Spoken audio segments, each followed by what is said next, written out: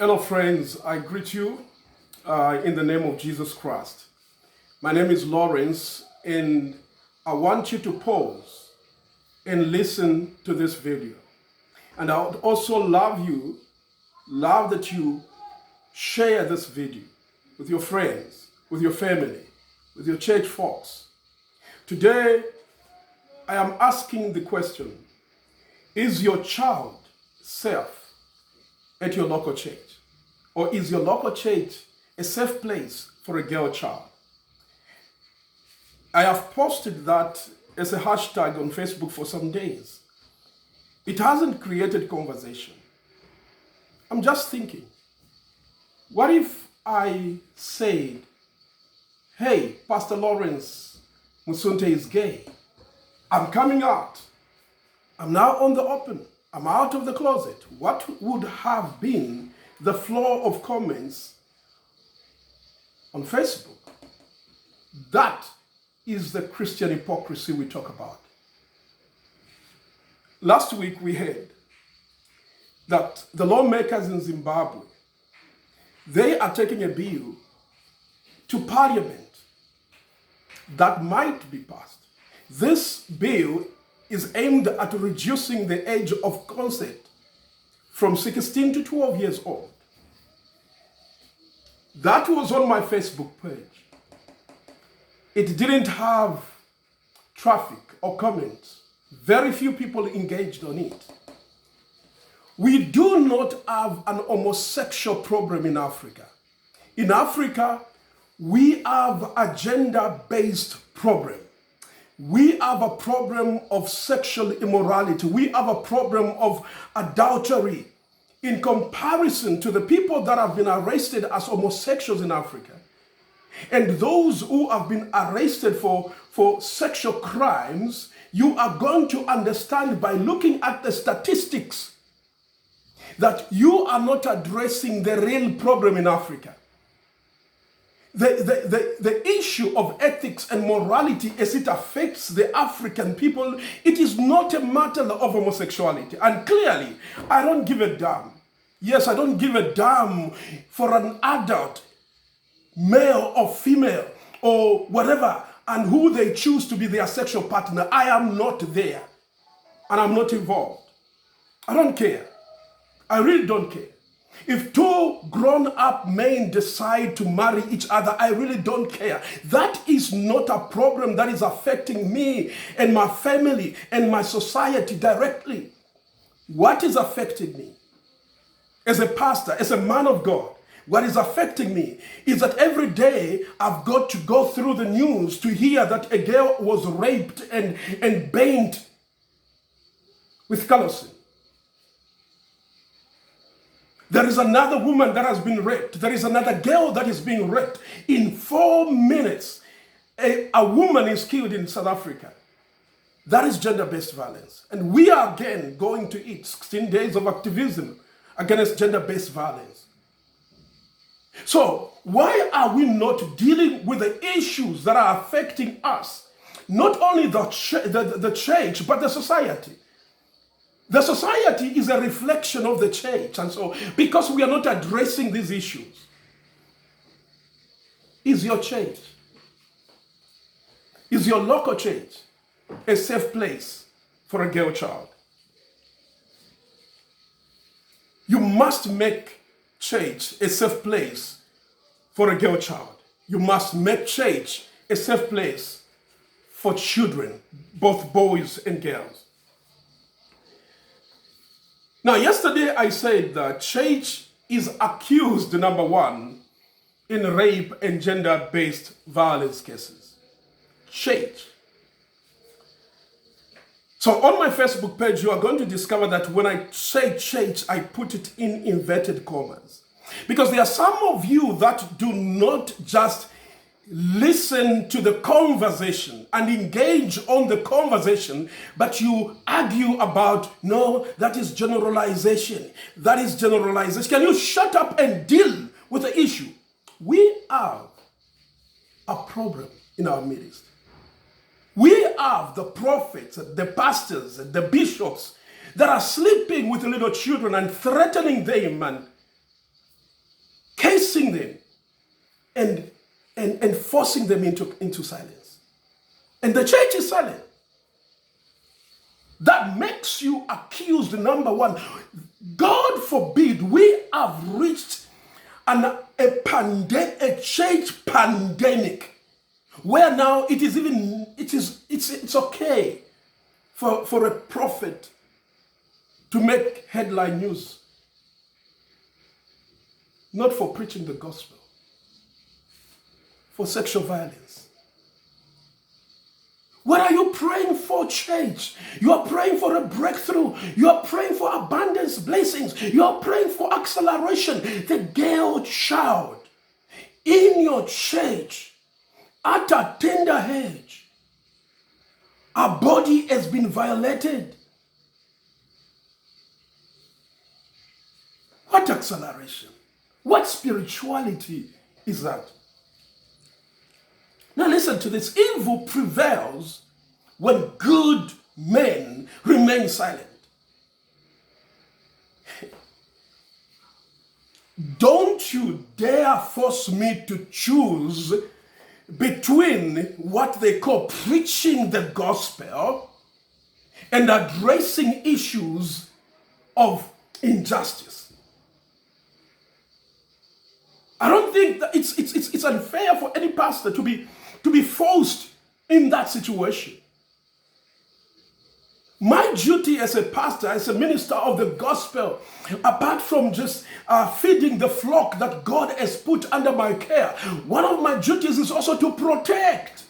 So we preach about David and Goliath. What are we thinking about? David, when the wolves and when the lions and when the dangerous animals came to attack the sheep, the Bible tells us that he went after them to make sure that he protected the sheep. You shut up. Shut up already about David and Goliath. You know about the sexual immorality of your pastor. You know about the wickedness of abuse in your churches. And you talk about David and Goliath?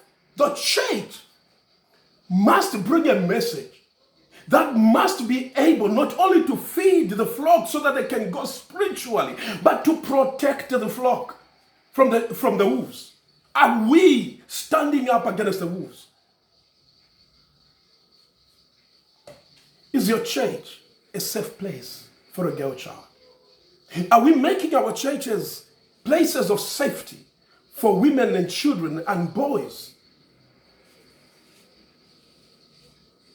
So when we talk about these issues of justice, God, in whose name we preach this gospel, is a God of justice. Is a God of justice.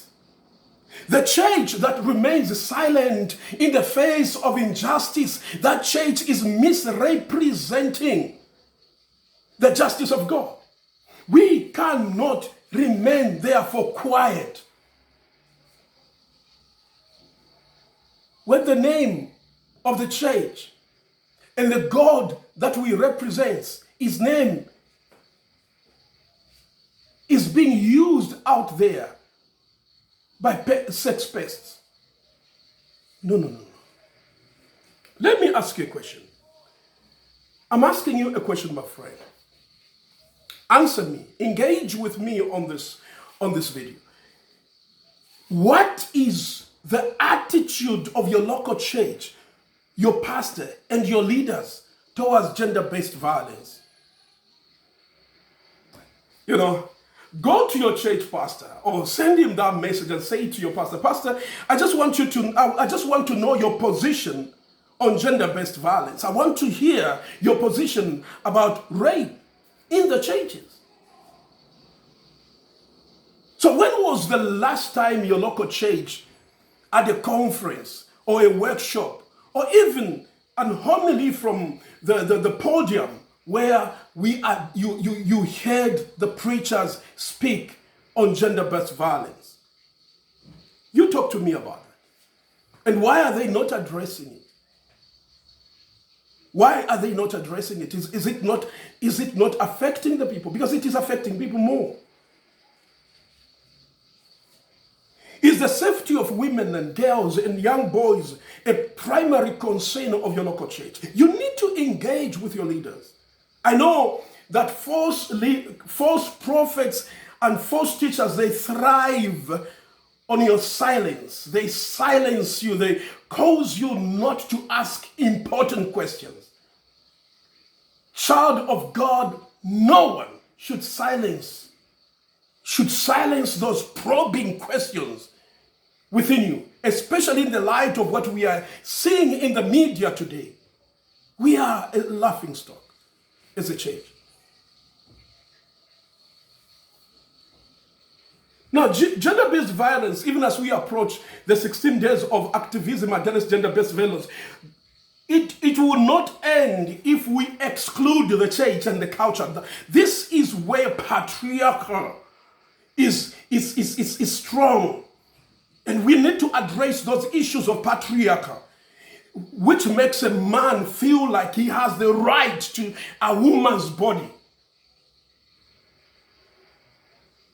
If we are going to deal with these issues, the politicians are not going to deal with this. We have been December come, December go, 16 days of activism. Nothing is happening because the real culprits are in the church shouting, I receive. Oh, man of God, help me. They are in the church. And if the man of God can tell her his message to address patriarchy, to address issues of gender-based violence, we can begin to move forward.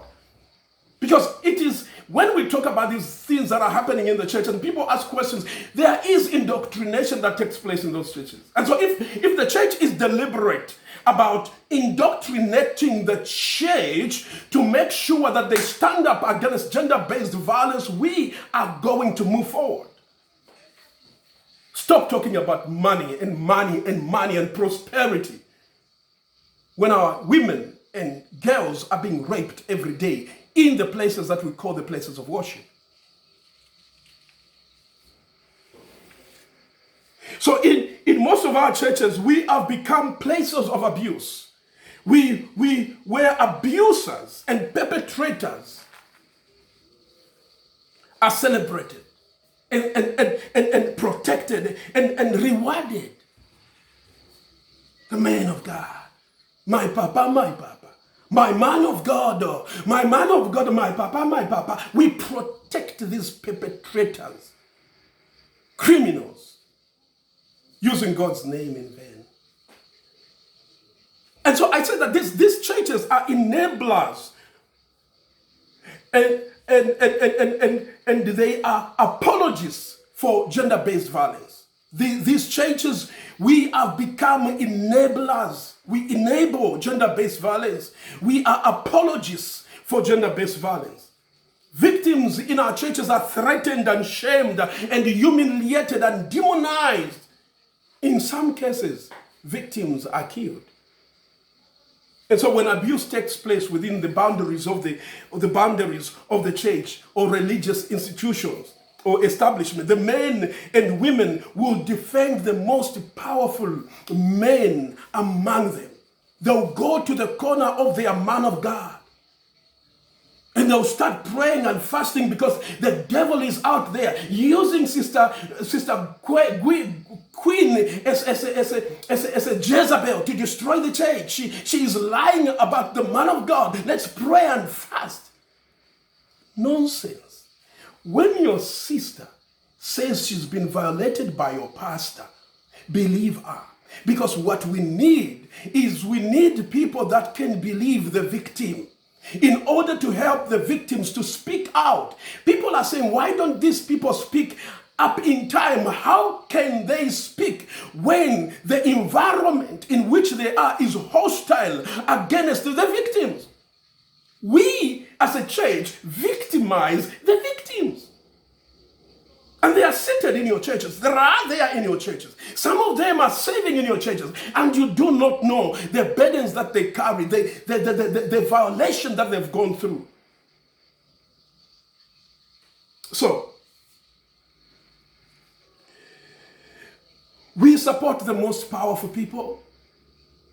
And we began those hashtag, I stand with the man of God. I stand with Prophet AA. I stand with Prophet Major. I stand with... That nonsense needs to end.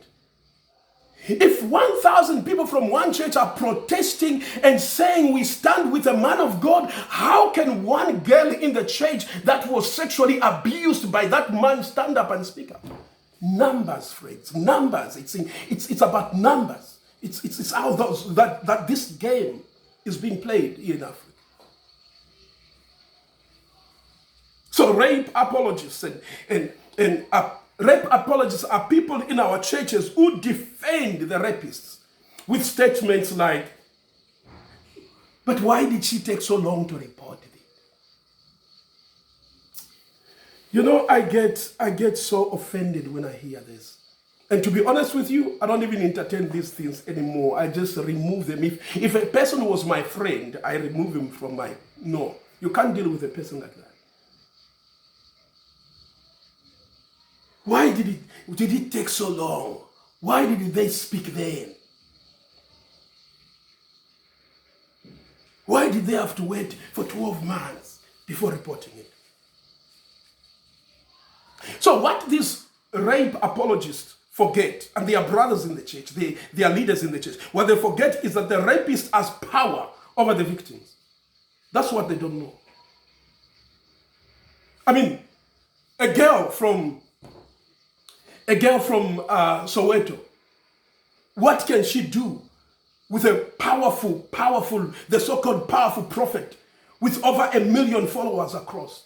What can they do? When he enters into the place, he's protected by gun-wielding people. What can they do? When their prophet takes pictures with the presidents, they take pictures with President Zuma, they take pictures with President Ramaphosa, they take pictures with Julius Malema, they take pictures with all the powerful political leaders that we have in the country. How can a small girl even raise a voice? And you come to tell me that why has it taken long? And then let's not forget about those corrupt police officers where a girl will go and open a charge against these perpetrators. And these police officers, they just throw the docket away. And they slow the wheels of justice because the man who is caught up in these crimes is a man who has money and power and influence, and they can buy themselves out of everything.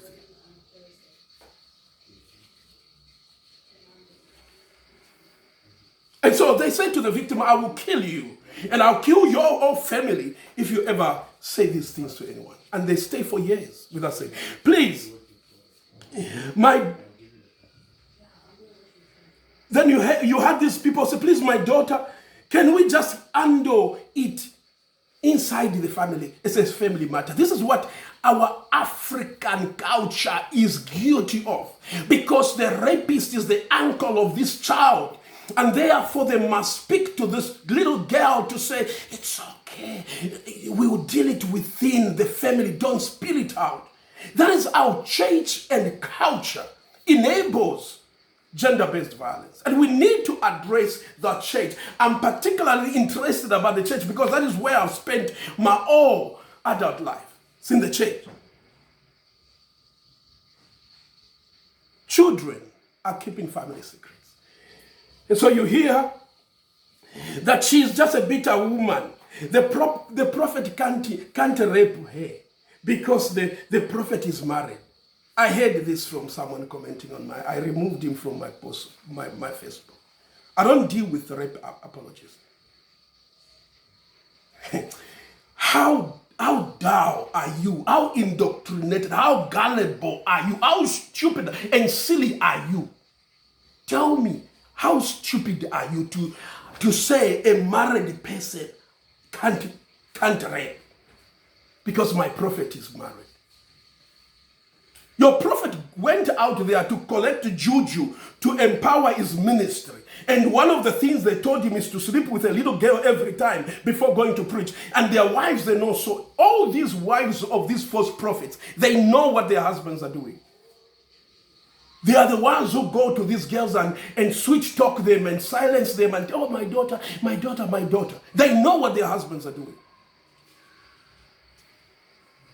No, she's just a bitter woman, jealous woman. And then you hear things like, no, if she didn't want him, why didn't she shout or run away? That is ignorance again.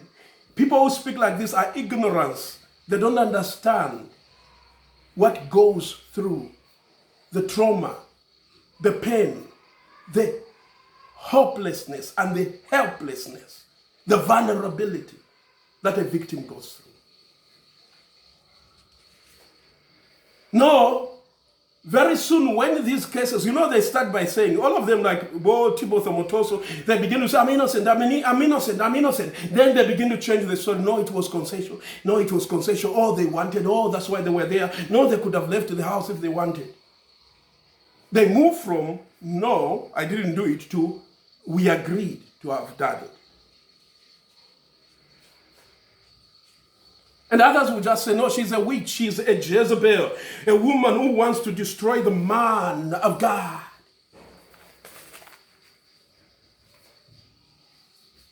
Some of you women right now defending those men, you have daughters.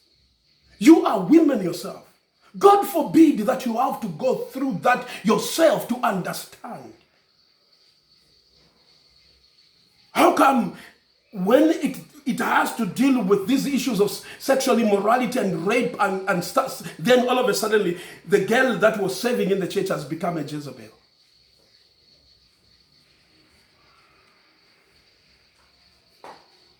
Now, let me ask you, Christian women, pastors' wives, and all these women's groupings, with all your little groups, they are called the mighty women of power, or the women of valor, the women of excellence, the royal women, and talk about all these women, spiritual organizations. Apart from your makeup and dressing up and smelling good, what are you really addressing to those women in the church when they gather around you? Apart from telling them to be obedient and obey and cook and take care of their husband, have you stopped to think about the abuse that these women are going through, woman to woman? Can you stop having those fancy clothing, nice, all these fashion parades you have, and just go to these women meetings without makeup? Because makeup is hiding so much pain and scars. Go to these women churches, women ministries and meetings without makeup. Let your scars be seen by these pastors' wives. Even they themselves, they are going through some kind of abuse in their homes. You need to address real issues. We are spiritual, yes. But we are here on earth. The issues surrounding South Africa today affect all of us. If your pastor can run away from the law, can run away and skip bail, your pastor, your man of God, I don't know that we are worshiping the same God. Because a child of the living God knows that they need to obey the laws of the land. And if you are innocent, it is through the courts of the land where you are going to prove your innocence. When you skip bail and run away, you are automatically a fugitive. And you can see how people are indoctrinated. The children of these false prophets are messed up, so messed up, that they cannot even think. Because if it indeed they were born again, they were going to say, no. Our pastor is wrong. If he said he was innocent, why is he running away? You can't run away and begin to make demands and make statements from far away from the law. You are a coward. You are a coward.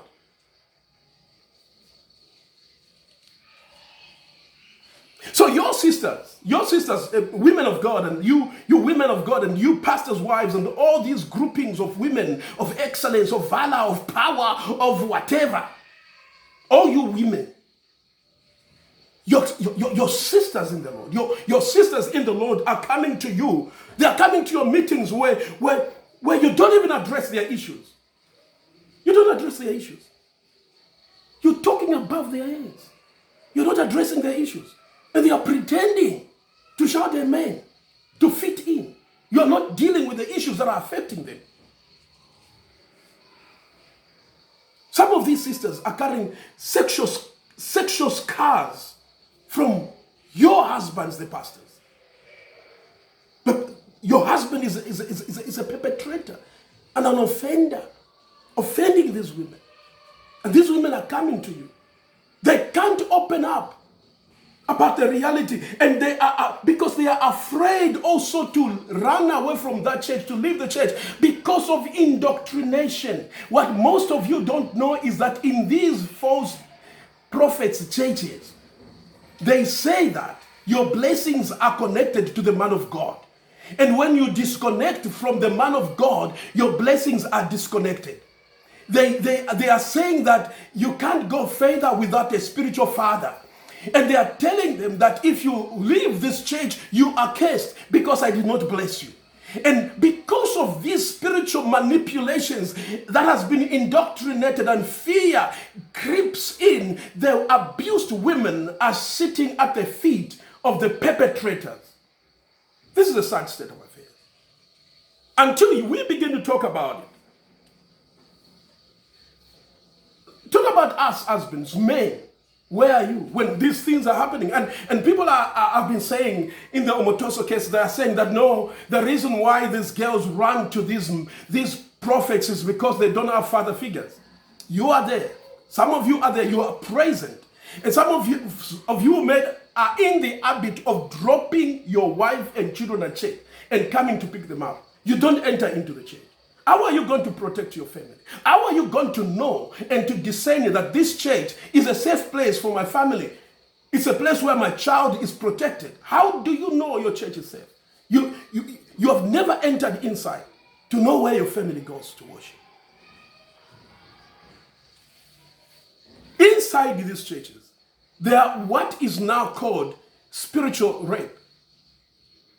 And it is difficult now, because if you don't understand what goes on in indoctrination, they are saying that women are being raped in the name of deliverance. They are undressed, and the man of God does what he does, and he rapes them, and he convinces them that this is how they receive the impartation of their deliverance.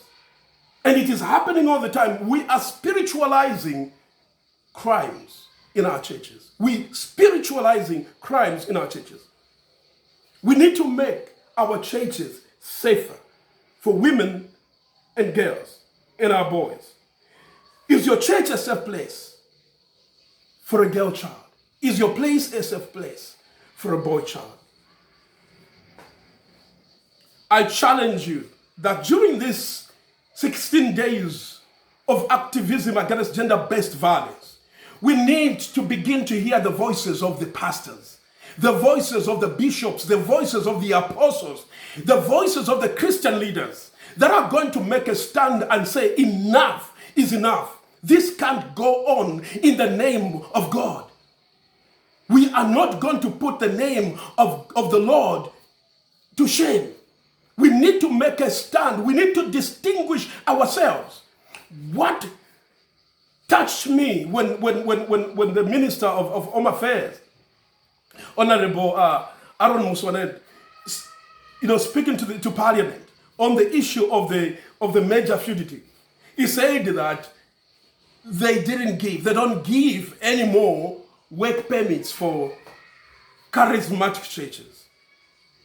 They only give work permits to mainline churches because, according to the minister, charismatic churches have no structure. Have no structure. And all this time you said to yourself, I'm not going to say anything about these false prophets. I'm just in my lane. I'm not going to do anything. I'm just going to be in. I just concentrate on my own. Oh, just Lord, shut up and just preach the gospel. Leave them alone. Leave them to God. Shut up. The government says you don't have structure. You are a bunch of confused, shallow-minded, unintelligent people, the charismatics. He insulted you in parliament. You didn't even see that he has insulted. Because what now the minister of Home Affairs has put together, he has put together the false prophets and the prophets who are genuine, and he has put us together in one place called the charismatic churches. That is a sad state of affairs. Because we, the charismatics and the Pentecostals, have failed to stand up during all this fracas to make our stand known. We need to make our stand known. We need to say, not in my name, not in the name of my church, not in the name of pastor, not in the name of a prophet. They are genuine, God-called, anointed, prophetic ministries that are genuine out there. But you know what? People are despising the prophetic ministry because the prophets are silent. They are not rebuking the evils that are going on. And so, let's have this conversation. Let us begin conferences and workshops to talk about gender-based violence. Let us begin to address those traits of perverts in the pulpits. Let's begin to say, to show the people that when he is like this and he does this or says this, be careful, because he is leading you into this place. These guys are wolves, are wolves in the sheep's clothes. They have wrong intentions for you. It is to exploit you financially and sexually. We need to stand up, pastors, for the flock. And we need to stand up for the gospel that we preach and make it clear we are different. Think about these things and share this video to someone. They may just need it. God bless you.